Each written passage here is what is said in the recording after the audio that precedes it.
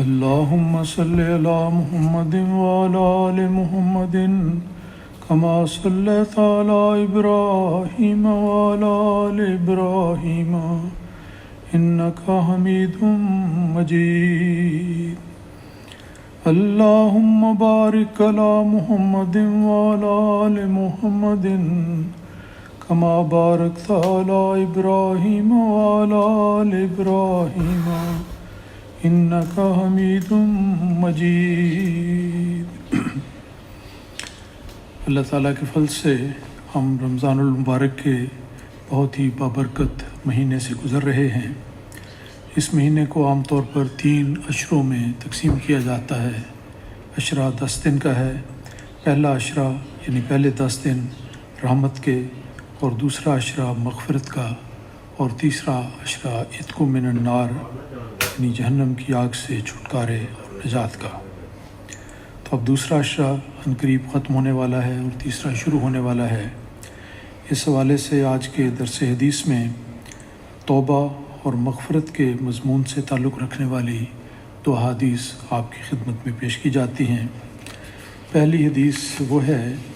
جس میں نبی اکرم صلی اللہ علیہ وسلم کے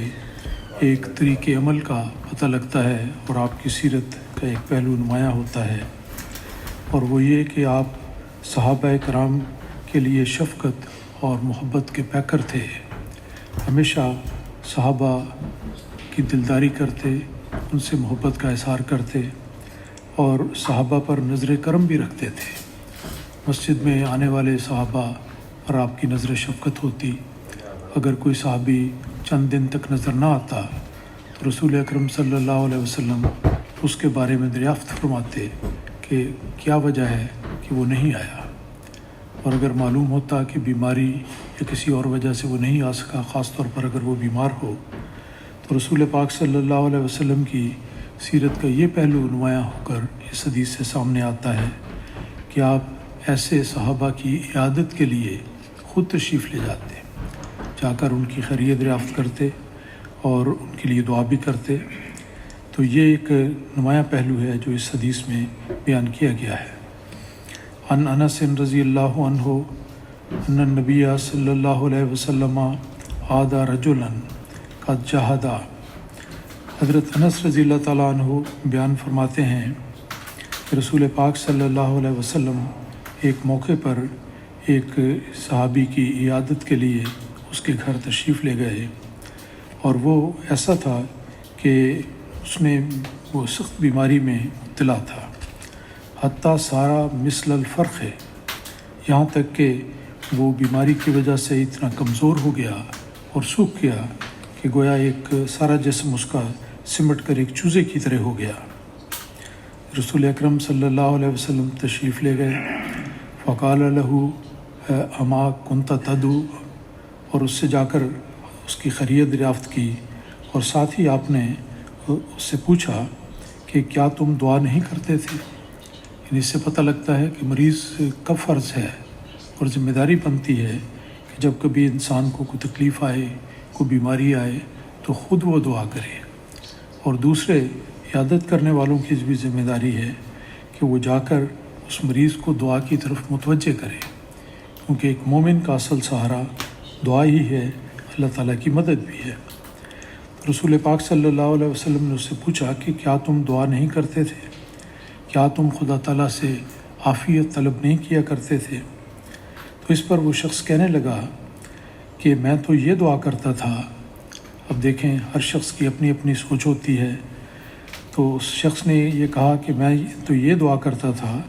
کہ اے خدا، تو میرے گناہوں کے بدلے جو سزا تو نے آخرت میں مجھے دینی مقدر کی ہے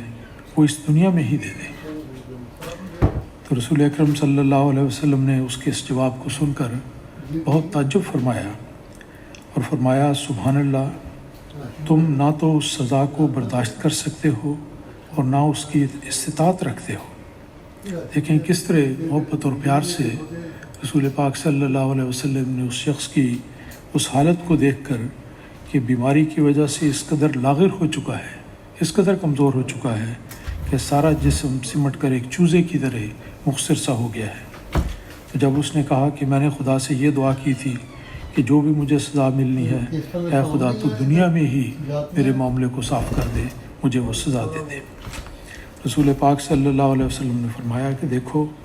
تم نہ تو اس سزا کو برداشت کر سکتے ہو، تمہیں کیا معلوم کہ کیا سزا ملنی ہے، کتنی سخت سزا ملنی ہے، اور نہ ہی تمہیں اس بات کی طاقت ہے، استطاعت نہیں رکھتے۔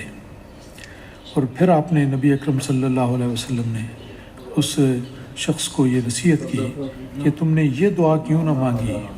کہ اے ہمارے اللہ، آگے اس کے الفاظ بتائے کہ فلا کنت تقول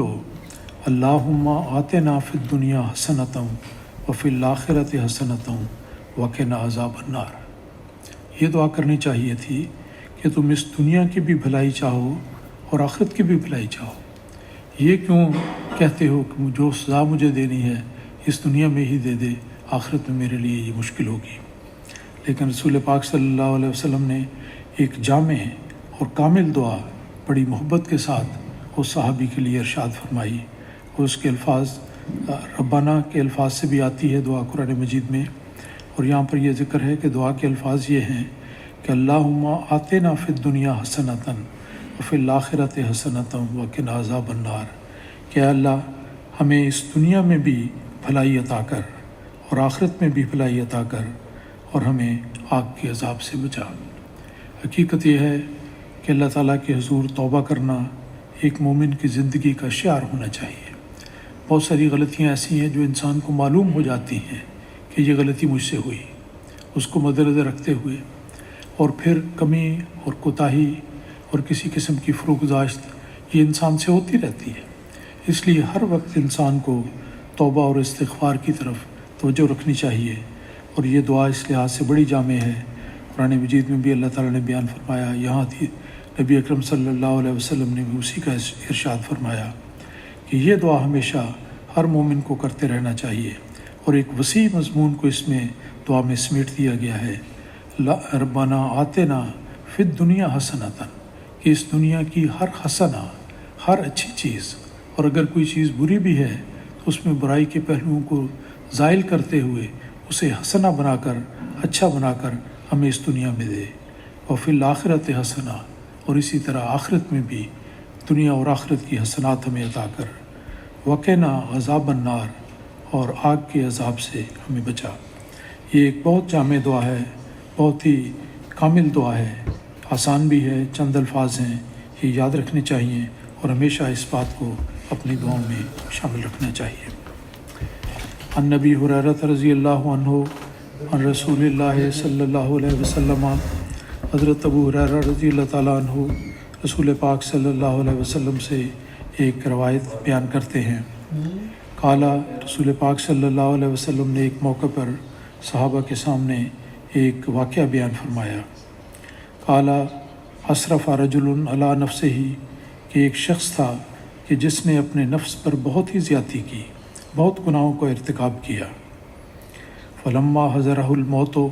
اور جب اس کی موت کا وقت آیا، اوصا بنی ہے، تو اس نے اپنے بیٹوں کو وصیت کی۔ بہت اس کو خوف طاری تھا کہ میں نے بہت گناہ کیے ہیں، کیسی سزا ملے گی، کیا میرا انجام ہوگا، کیا مجھ سے بنے گا جب میں اللہ تعالیٰ کے حضور کھڑا ہوں گا۔ تو اس نے اس خوف کو مد نظر رکھتے ہوئے اپنے بیٹوں کو یہ نصیحت کی، اذا انا مت، کہ جب میں مر جاؤں، فاحرقونی، تو مجھے جلا دینا، آگ میں ڈال دینا، ثم سکونی، پھر اس کے بعد میرے جلے ہوئے پتلے کو پیس کر پاؤڈر بنا دینا، ذرہ ذرہ کر دینا، ثم ذرونی فی الریح فی البحر، اور پھر اس کے بعد میری اس خاک کو محفوظ رکھنا، اور جس دن بڑی تیز ہوا چلے تو سمندروں کے اوپر میری اس خاک کو بکھیر دینا۔ یہ اس نے سوچا اپنی وجہ سے، اور اس نے کہا، اور وجہ یہ بیان کی گئی ہے کہ اس شخص نے کہا کہ فواللہ، کہ مجھے اللہ کی قسم، لئن قدر علی ربی، کہ اگر میرے اللہ نے مجھ پر قدرت حاصل کر لی، یعنی اس بارے میں بھی اس کے خیال کمزور تھے کہ پتہ نہیں میں پکڑا جاؤں یا نہ جاؤں، اگر پکڑا گیا تو پھر کیا ہوگا۔ کہتے ہیں کہ اگر اللہ تعالیٰ نے مجھے پکڑ لیا اور میں اس کے قابو میں آ گیا، لَيُعَذِّبُنِي عَذَابًا مَا عَذَّبَهُ أَحَدًا، کہ اس صورت میں مجھے اس قدر شدید عذاب دیا جائے گا کہ شاید خدا نے ایسا عذاب کسی اور کو نہ دیا۔ تو انتہائی خوف کی اس کی حالت، اپنے گناہوں اور بری باتوں کو مد نظر رکھتے ہوئے اس نے یہ طریق سوچا اور بچے کو وصیت کی اور کہا کہ شاید اس طریق سے کہ جب میرے جسم کا ذرہ ذرہ اس کی خاک بکھیر دی جائے گی تو پھر خدا مجھے نہیں پکڑ سکے گا۔ قالا، تو رسول پاک صلی اللہ علیہ وسلم بیان کرتے ہیں کہ ففعلوا بہ ذالک، کہ اس کے بچوں نے اس کی وصیت کے مطابق اسی طرح کیا جس طرح ان کو کہا گیا تھا۔ فقالا، اور پھر اس کے بعد ذکر آتا ہے کہ اللہ تعالیٰ نے فقال للارض، اللہ تعالیٰ نے زمین کو کہا کہ ادی ما خستے، کہ جو ذرے تمہارے اوپر بکھیر دیے گئے ہیں تم اس کا ایک ایک ذرے کو واپس کرو اور لے آؤ، اللہ تعالیٰ نے حکم دیا۔ فائزہ ہوا قائم، تو کیا ہوا کہ اس کے بعد ان ذروں کو اللہ تعالیٰ کی قدرت نے ایک وجود کا شکل دی اور وہ اللہ تعالیٰ کے حضور جواب دہی کے لیے کھڑا ہوا۔ تو اللہ تعالیٰ نے اس کو پھر زندہ کیا اور وہ جواب دہی کا مرحلہ اس کے لیے آ گیا، اللہ تعالیٰ کے سامنے وہ حاضر ہو گیا۔ فقال لہ